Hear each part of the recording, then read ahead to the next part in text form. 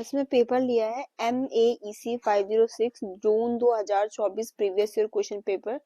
Section B में पहला question ये पूछा गया था, analyse the relationship between inflation and unemployment through Phillips curve. ठीक है, कि हमें इन्फ्लेशन और अनएम्प्लॉयमेंट के बीच का रिलेशनशिप को एनालाइज करना है फिलिप्स कर्व की हेल्प से। तो फिलिप्स का कर्व क्या होता है पहले ये जान लेते हैं। The Phillips curve explains the relationship between inflation and unemployment. It was proposed by A.W. Phillips based on UK data. तो जो आपका फिलिप्स कर्व है वो हमें इन्फ्लेशन और अनएम्प्लॉयमेंट के बीच का रिलेशनशिप को एक्सप्लेन करता है। इसको 1958 में A.W. फिलिप्स ने प्रपोज किया था यूके के डेटा के बेस्ड ऑन। वो यही कहते हैं कि जो ये है ना इन्फ्लेशन और अनएम्प्लॉयमेंट, इनके बीच में क्या होता है, इनवर्स या नेगेटिव रिलेशनशिप होता है। ठीक है, तो according to this theory there exist an inverse, inverse मतलब नेगेटिव। ठीक है, there is an exist an inverse relationship between the rate of inflation. ठीक है, तो एक इनवर्स रिलेशनशिप होता है किसके बीच में, जो आपका रेट है इन्फ्लेशन को, जिसको हम और भी क्या कह सकते हैं, रेट ऑफ इन्फ्लेशन, मतलब कि किस रेट से आपकी वेज इंक्रीज होगी, और जो आपका रेट ऑफ अनएम्प्लॉयमेंट है इकोनॉमी में उसके बीच में। तो इन्फ्लेशन और अनएम्प्लॉयमेंट के बीच में कैसा रिलेशनशिप है, इनवर्स यानी कि नेगेटिव। मतलब क्या कह रहा है फिलिप्स का कर्व, मीनिंग क्या हुआ फिलिप्स के कर्व का, इससे हम ये समझते हैं। तो फिलिप्स का कर्व हमें शो करता है दो चीजों को, पहला व्हेन अनएम्प्लॉयमेंट इज लो। ठीक है, कि जब आपका अनएम्प्लॉयमेंट लो है तो आपको इन्फ्लेशन कैसा होगा, हाई होगा, क्योंकि हमने पढ़ा ना कि इनवर्स रिलेशनशिप इन दोनों के बीच में। और वहीं पर व्हेन अनएम्प्लॉयमेंट इज हाई, जहां आपकी बेरोजगारी हाई होगी तो इन्फ्लेशन कैसा होगा, लो होगा। ठीक है, क्योंकि कैसा रिलेशनशिप है आपका रेट ऑफ इन्फ्लेशन और अनएम्प्लॉयमेंट के बीच में, इनवर्स। तो मतलब जब जहां पर आपका अनएम्प्लॉयमेंट लो था तो इन्फ्लेशन वहां पर हाई था, और जब अनएम्प्लॉयमेंट हाई हुआ तो इन्फ्लेशन आपका कैसा हो गया, लो। ठीक है, ये जो आपका ट्रेड ऑफ होता है, मतलब ये जो हम पढ़ रहे हैं, ये मेनली कल्स में अक्यूर होता है आपका शॉर्ट रन में। तो आप यहाँ पे एक लाइन लिख लीजिएगा इसी में, this trade off occurs mainly in short run. This trade off occurs mainly in the short run. ठीक है, तो पहले हम थोड़ा शॉर्ट रन फिलिप्स कर्व के बारे में जान लेते हैं। तो शॉर्ट रन में क्या होता है, देखो, अगर increase in aggregate demand raise output unemployment. ठीक है, जब एग्रीगेट डिमांड मतलब तो टोटल डिमांड है वो इंक्रीज होती है, तो भाई उससे क्या होगा, डिमांड ज्यादा होगी तो प्रोडक्शन बढ़ेगा, प्रोडक्शन ज्यादा होगा तो एम्प्लॉयमेंट भी बढ़ेगा। अब अगर एम्प्लॉयमेंट हायर होगा, ठीक है, बहुत रोजगार है लोगों के लिए, तो डेफिनेटली वेजेस भी इंक्रीज होंगी। ठीक है, और वेजेस जब हाई पे करनी पड़ेगी मतलब फैक्ट्री को, कंपनी को, तो प्रोडक्शन कॉस्ट इंक्रीज हो जाएगा, तो इससे क्या हो जाएगा, महंगाई होगी। ठीक है, क्योंकि कंपनी को भी तो अपने प्रोडक्ट का कॉस्ट कवर करना है जो महंगा हो चुका है उनके लिए, तो उससे क्या होगा, चीजें महंगी बेचेंगे तो उससे इन्फ्लेशन हो जाएगा। तो शॉर्ट रन में हमने देखा कि जब आपका एग्रीगेट डिमांड में इंक्रीज होता है तो आपका आउटपुट एम्प्लॉयमेंट बढ़ता है। हायर एम्प्लॉयमेंट में क्या होता है, लोगों की वेजेस इंक्रीज होती है, और हायर वेजेस होगी तो प्रोडक्शन कॉस्ट इंक्रीज होगा, जिससे क्या होगा, आपका इन्फ्लेशन होगा।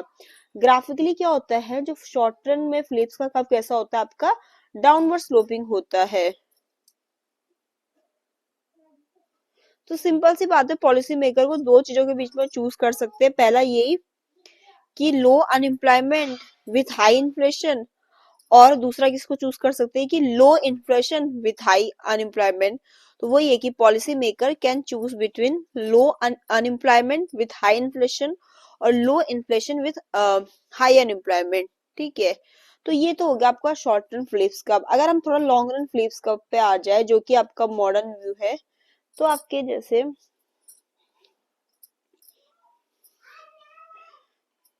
जो आपके इकोनॉमिक्स थे, लाइक आपके फ्राइडमैन हो गए और फ्लैप्स हो गए, उन्होंने जो आपका ओरिजिनल फिलिप्स कप था उसको क्या किया, क्रिटिसाइज किया, और कुछ एक्सपेक्टेशन को उन्होंने इंट्रोड्यूस किया। अब क्या क्या कहा उन्होंने कि in the long run there is no trade off between inflation and unemployment. कि शॉर्ट रन में होता है ये ट्रेड ऑफ ना, इन्फ्लेशन और अनएम्प्लॉयमेंट के बीच में, लॉन्ग रन में ऐसा कुछ नहीं होता है।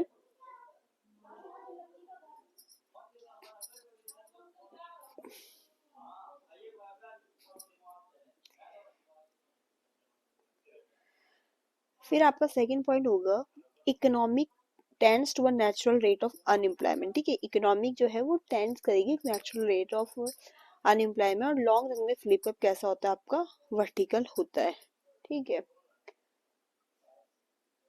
मतलब जिसका मतलब क्या होगा कि आपका इन्फ्लेशन राइज हो सकता है बिना अनएम्प्लॉयमेंट को परमानेंटली रिड्यूस किए। ठीक है, this mean inflation can rise without reducing unemployment permanently. ठीक है, और ऐसा भी होता है कि आपका 1970s में जब आपकी इकोनॉमी में क्या हुआ था, स्टैगफ्लेशन हुआ था, तो उस समय ये आपका जो ये फ्लिप कप था, ये उस समय क्या हो गया था, फेल हो गया था। इसने उस समय लिमिटेशन दिखाए, क्योंकि 1970s में बहुत सारी इकोनॉमीज ऐसी थी जो स्टैगफ्लेशन को एक्सपीरियंस कर रहे थे। तो उस समय क्या हो रहा था, हाई इन्फ्लेशन था और हाई अनएम्प्लॉयमेंट था। तो वो जो आपकी सिचुएशन हमें किसने ट्रेडिशनल फ्लिप कप ने बताई थी, वो क्या हो गया था, एकदम कॉन्ट्रडिक्टेड हो गया था।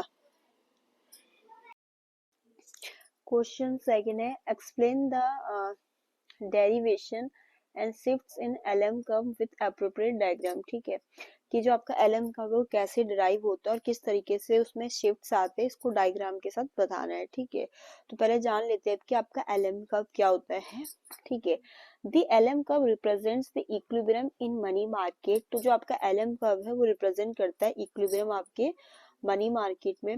ये शो करता है आपका combination of income and the rate of interest at which the demand for money is equal to the supply of money। तो वो कह रहा है कि एलएम कर्व रिप्रेजेंट करता है इक्विलिब्रियम आपके मनी मार्केट में, और ये शो करता है कि वेरियस कॉम्बिनेशन इनकम और रेट ऑफ इंटरेस्ट के, जहाँ पर जो डिमांड है मनी की और जो उसकी सप्लाई है वो क्या है, इक्वल होती है। जो आपका एलएम कर्व है वो इसकी फुल फॉर्म क्या है, लिक्विडिटी प्रेफरेंस। ठीक है,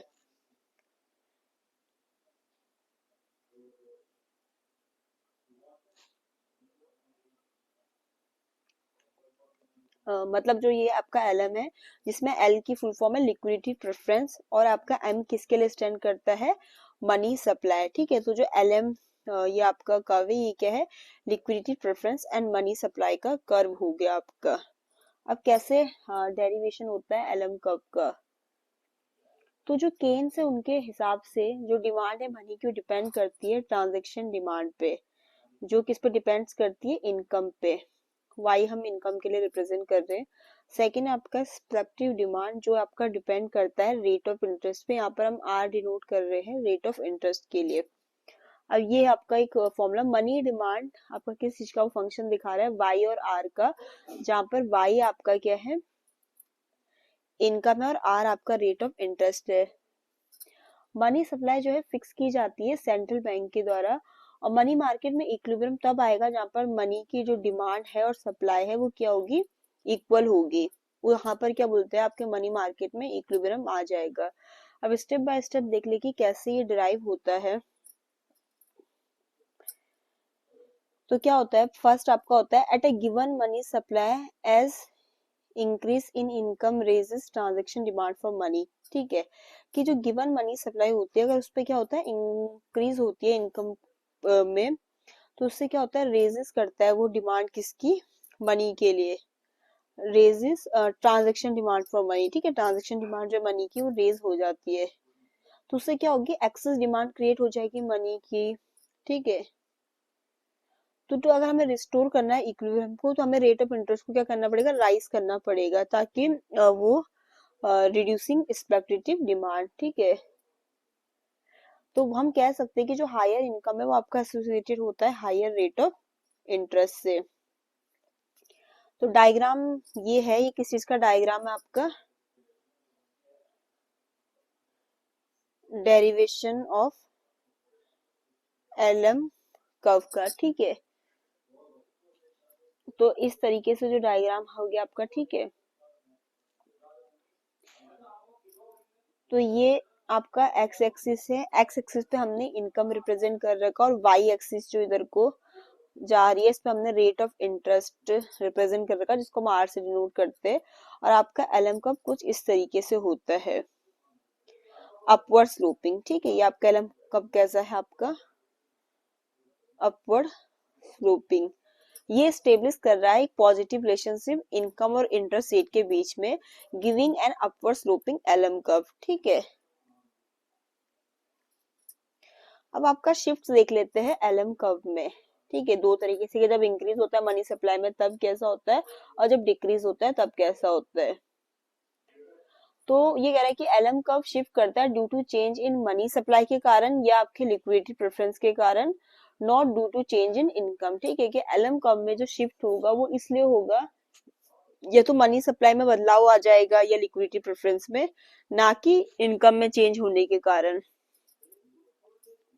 अब देखो मनी सप्लाई आपकी कैसे इंक्रीज होती है, आरबीआई इंक्रीज कर दे, एक्सेस सप्लाई मनी की हो जाए, रेट ऑफ इंटरेस्ट गिर जाए, तो उस केस में क्या होगा, जैसे आपका समझ लो ओरिजिनल एलएम कर्व है, तो आपका LM curve shift rightward.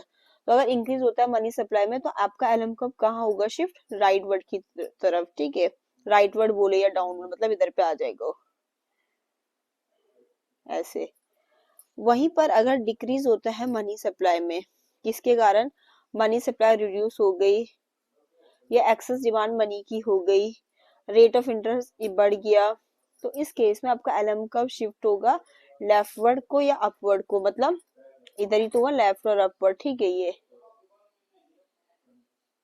Leftward हो गया, ठीक है, या अपवर्ड भी कह सकते हैं। तो ये है, और एक और चीज आप इसमें लिख सकते हो, change in liquidity preference, increase in liquidity preference, तो एलएम आपका शिफ्ट होगा लेफ्ट की तरफ। ठीक है, डिक्रीज इन लिक्विडिटी प्रेफरेंस, तो एलएम शिफ्ट होगा राइट की तरफ। ठीक है, तो यही आपका इसमें। ठीक है,